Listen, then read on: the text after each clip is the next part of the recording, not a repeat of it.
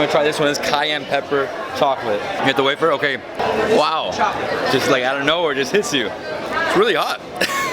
I'll have some more. I'll have some more.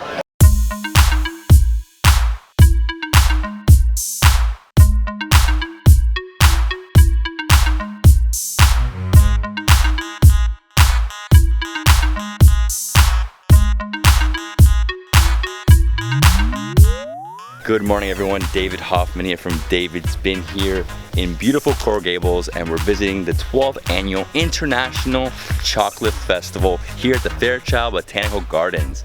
Today we're going to learn about chocolate, a full chocolate experience. We're going to try some chocolate, we're going to see some master chefs make chocolate, and we're going to learn about the life cycle of the cacao plant. Let's go inside and eat some chocolate.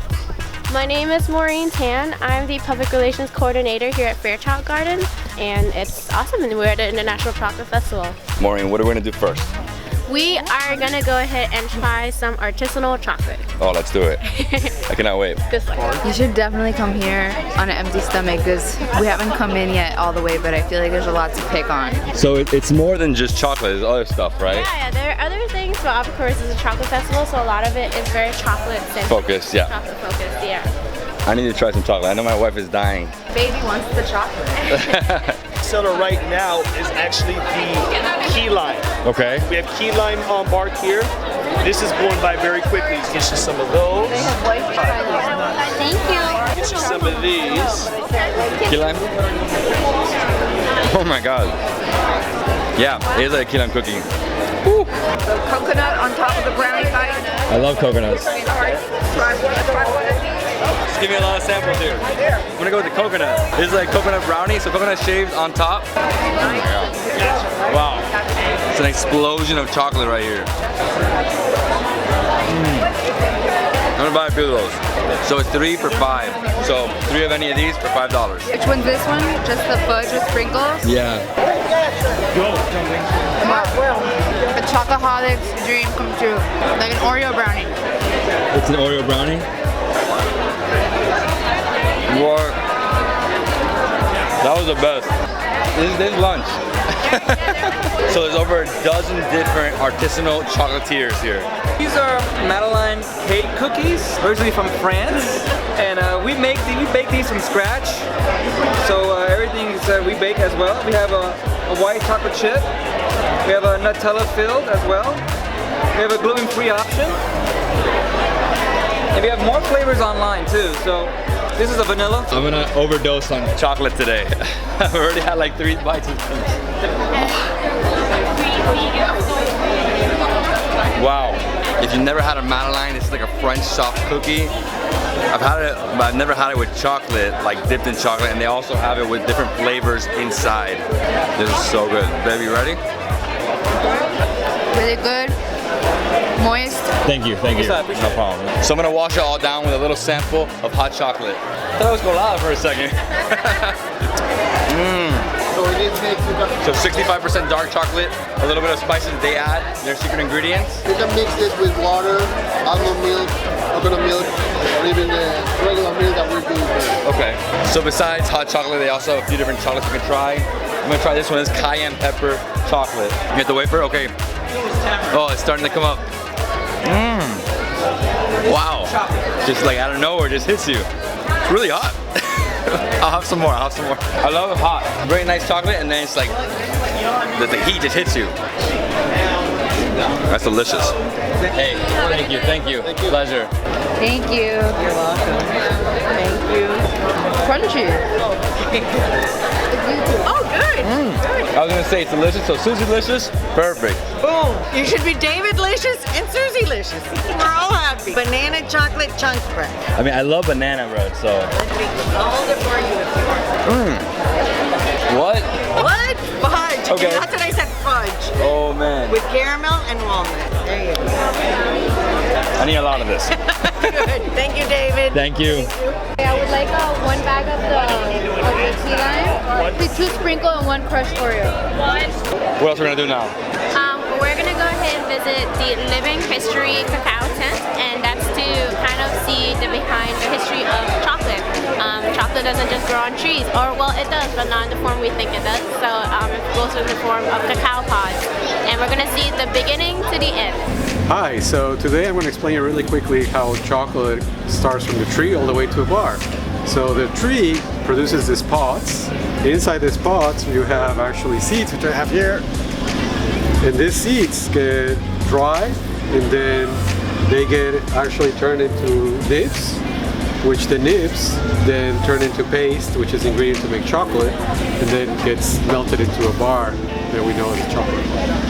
Pocari created this human-sized hamster wheel specifically for the chocolate festival. This is the first time ever that it's premiered or its debut. So how it works is that you hop in, you press the two bars together, and then you start walking. The greens will go into that green container, come out through this lever, and then get through your movement. It'll grind the beans into cacao nibs, which will then turn into chocolate. So first I twist the handle and I take the beans to the top, right? Does it stop? Okay. 1 or 2 times? Yes. Now you're gonna grab both of these handles together and you're gonna walk up like it's a mountain. Okay. Just a hair faster. A hair faster? Yep.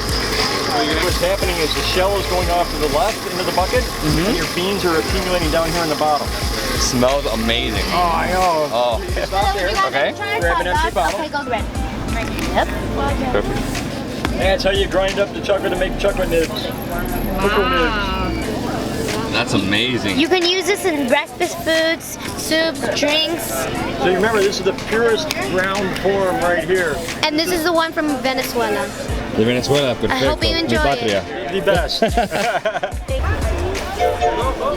Can you try it? It's good for anything Cooking. wise. Grind it more, I feel. And lastly, we're gonna watch a chef do a cooking demo with chocolate. He's gonna do a lot of dishes that are chocolate inspired. Cocoa crusted or chocolate crusted pork tenderloin with a chocolate pork demi sauce. And who's eating this then? Everybody. Everybody? Yeah, if you wait around, you'll eat it too. This is a local chef, and he's making pan-seared pork tenderloin with dark chocolate and port wine sauce, along with sides of goat cheese, red mashed potatoes, and sauteed garlic kale. That was an incredible cooking demo. This is the pan-seared pork tenderloin with chocolate port wine sauce, goat cheese, mashed potatoes, and sauteed kale. Beast right here. Just gotta break into it. No knives here. Wow, I've never had pork tenderloin with chocolate. A hint of the port and the pan-seared kale to die for. These flavors go really well together. Very surprising, but really nice. I don't taste the chocolate so much. A nice sweet flavor to it. To end our visit here, we're gonna eat more food. Is there anything in particular you want? Because I think I'm gonna go with Greek food. Look at the line for the Greek food. No way. Caribbean food has no line. That's the paella, and I think we need a conch fritter. Or cracked conch from the other guy. You want cracked conch? I'd rather have cracked conch. Okay, let's go with the paella first. Wanna go for strawberry? So good. It's so good. It's so good? Okay. Then dude, let's go for it. Strawberry. It's really good. Okay. Let's try it. Thank Oh you. wow, love it. Very good. Yeah, Love thank it. you. Thank Refreshing. Pretty good. It's like straight from Valencia. Yeah, so after our sugar rush, we came here to the tents, and there's a variety of different foods here. We have paella, Caribbean, Latin cuisine, Greek. We're going with paella because we love it. No, after this, and then we're gonna get a conch, either fried conch or cracked conch. That's all conch? All conch. What else it could be? Conch and veggie. That's it. Oh man. All right. And then it goes right in here. Or conch fritter. Conch fritter, yes. Okay. So I'm gonna get fried conch, a lot of conch in there, right? There you go. Wow, look at that. Thank you You're welcome. so much. It's hard to eat fried seafood without tartar sauce. Very crunchy. And if you don't know what conch is, it's like a snail of the sea. It's huge though. It's a very Jamaican dish. They love conch. I like it, but it's a lot of batter. It's very greasy. It's alright, alright, alright. Let this go. Setting your shoes and stand up. Alright, alright. You'll find there's soft mind on the floor, take a little time. Come and see when we make a little. Should it be cake? Florida. Okay, perfect. So he makes a traditional pastry, Hungarian. My grandparents are Hungarian. She's actually very close to where my grandma is from in Szeren, and they're making a traditional pastry. What's the name of the pastry? Kurtos. Kurtos. Original chimney cake in England. Perfect. Let's see it. I've never tried this before. Not even hungry to try it. So, that much? Oh my god. Woo, it's hot. Wow. Cinnamon, sugar. It's good. Fantastic. I'll be back. Well, my grandfather was born in Cluj when he was Hungary. Transylvanian, but Hungarian. So Cinnamon, sugar. But like really fresh bread is the basic ingredient, which is always good. So if you love chocolate and you find yourself in Miami in January, come to the International Chocolate Festival at the Fairchild Tropical Botanic Gardens. We tried chocolate, we saw how they produce chocolate, and we saw how they make chocolate with a dish. We ate like pigs. Okay. Yeah, besides the chocolate, they also have vendors selling, you know, we tried Hungarian pastry, we had Kong from a Jamaican vendor, they had Greek food, Latin food, paella, so a variety of different things. This is South Florida. We are a multicultural place. Hungry, okay. If you guys like this video, please give it a thumbs up, leave us a comment below, and subscribe to my channel.